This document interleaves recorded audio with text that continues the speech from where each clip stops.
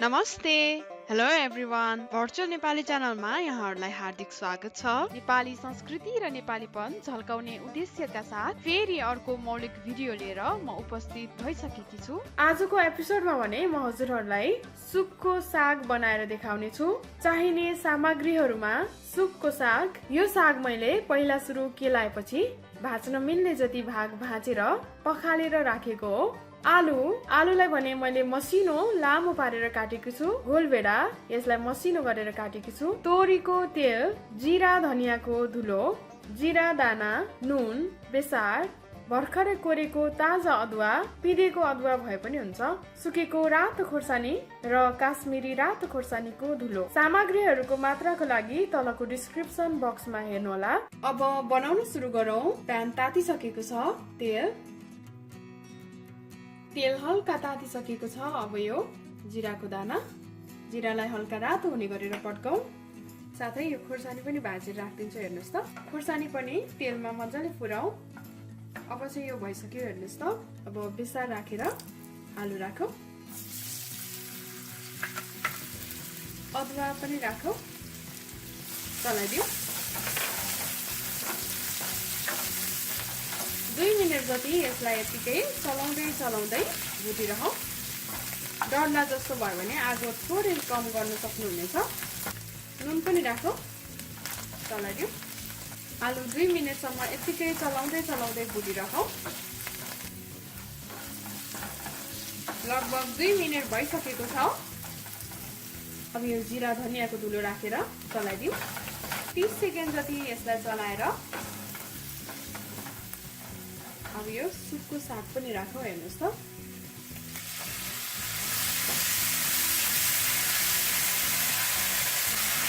चलाइदिऊ।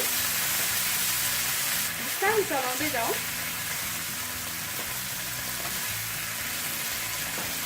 हेर्दा यति धेरै देख्यो पनि अहिले पाकिसकेपछि एकदमै थोरै हुन्छ।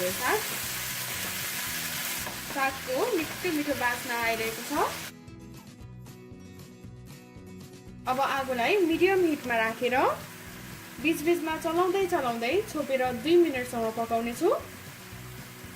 छोप्दियो। मिडियम हिटमा राखेर चलाउँदै छोपेर पकाएको 2 मिनट भयो। अब हेरौँ। हेर्नुहोस् त, एकदमै राम्रो देखिएको छ यो साग। सम्पूर्ण मसलाहरू अनि सुकको सागको निकै मिठो बास्ना पनि आइरहेको छ।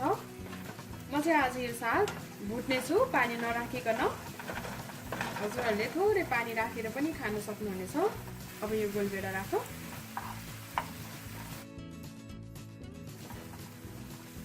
अब थोरै आगो बढाइदिएर अब बीचबीचमा चलाउँदै छोपेर 2 मिनटसम्म पकाऊ अनि यो तयार हुन्छ। छोपिदिऊ।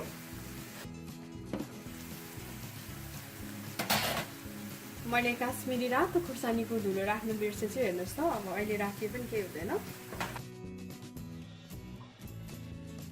अब 1 मिनट यसलाई छोपेर पकाऊ अनि यो तयार हुन्छ। 1 मिनट भइसकेको छ। अब हेरौँ। अब चाहिँ यो मजाले पाकिसकेको छ। अब बन्द गरौँ। अब म यो प्लेटमा सागलाई राख्न जाँदैछु। हेर्नुहोस् त, निकै राम्रो अनि हेर्दै खाउ लाग्ने देखिएको छ। हजुरहरू पनि यसरी नै बनाएर खानुहोला। आजको हाम्रो यो प्रयास हजुरहरूलाई कस्तो लाग्यो? मन पर्यो भने भिडियोलाई लाइक गर्नुहोला, कमेन्ट पनि गर्नुहोला अनि यस्तै मिठो नेपाली मौलिक रेसिपीहरूको लागि भर्चुअल नेपाली च्यानल सब्स्क्राइब गर्नुहोला।